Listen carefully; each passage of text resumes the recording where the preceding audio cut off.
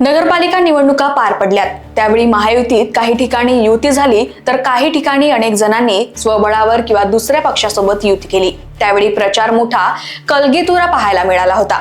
असंच काहीच चित्र महापालिका निवडणुकीतही राहिलं असं वाटत होतं। महापालिका निवडणुकीत राजकीय टोले टोमणे, आरोप प्रत्यारोप आणि टीका टिप्पणी यात आणखी वाढ झालीये। अनेक नेत्यांनी एकमेकांना टार्गेट केलंय, मात्र या निवडणुकीत भाजपचं टार्गेट कुठेतरी बदलल्याचं दिसून येत आहे। नमस्कार, मी पूजा आणि आपण पाहत आहात लोकवाहिनी मीडियामध्ये बातमी मागची बातमी। गेल्या नगरपालिका निवडणुकीत महायुतीत मोठा वाद झाल्याचं पाहायला मिळत होतं। भाजप प्रदेशाध्यक्ष रवींद्र चव्हाणांनी एकनाथ शिंदेंना टार्गेट करताना कोणतीही संधी नाही सोडली होती। शेवटी चव्हाण असं बोलले की मला फक्त 2 तारखेपर्यंत युती टिकवायची आहे। त्यामुळे राज्याच्या राजकारणात मोठी खळबळ उडाली होती।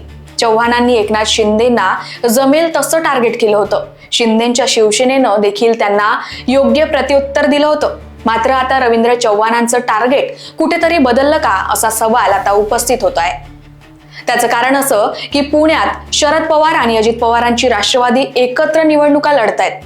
पिंपरी चिंचवडमध्ये सेम चित्र आहे। त्यामुळे भाजप अजित पवारांच्या राष्ट्रवादीवर उघड टीका करत आहे। यात अव्वल स्थानी आहेत ते म्हणजे भाजप प्रदेशाध्यक्ष रवींद्र चव्हाण। रवींद्र चव्हाण आणि अजित पवारांना टार्गेट करण्याची एकही संधी सोडत नाहीये। कधी 70,000 कोटीच्या घोटाळ्याचा मुद्दा तर कधी अजित पवारांनी आरशात बघावं अशी वक्तव्ये अजित पवार वारंवार टार्गेट होत आहेत। यात मुख्यमंत्री फडणवीस, भाजप प्रदेशाध्यक्ष रवींद्र चव्हाण आणि आशिष शेलारचा नंबर लागतोय। शिंदे आपल्या प्रचारात मग्न आहे। यंदा त्यांना टार्गेट केलं जात नाही, मात्र अजित पवार भाजपाच्या नेत्यांच्या रडारवर आहेत। आशिष शेलारांनी तर अजित पवारांना सावरकरांच्या समर्थनावरील मुद्द्यांवर कैचीत पकडलं। यावर अजित पवारांनी मात्र मवाळ भूमिका घेतली आहे। तिकडे चंद्रकांत पाटील आणि मुरलीधर मोहोळ आणि अजित पवार सभेच्या माध्यमातून टीकांची आणि प्रश्नांची सरबत्ती करत आहेत। अजित पवार आपको जवाब देना पडेगा असं म्हणत चंद्रकांत दादा आणि मुरलीधर अण्णांनी रणशिंग फुंकले। अशातच अजित पवार वारंवार शरद पवारांचं कौतुक करत असताना दिसत आहे।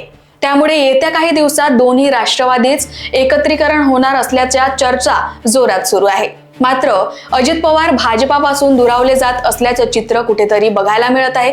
त्यामुळे यंदाच्या निवडणुकीत भाजपचं शिवसेनेवरील टार्गेट बदलून आता अजित पवार ठरेल की काय असा सवाल उपस्थित होतोय।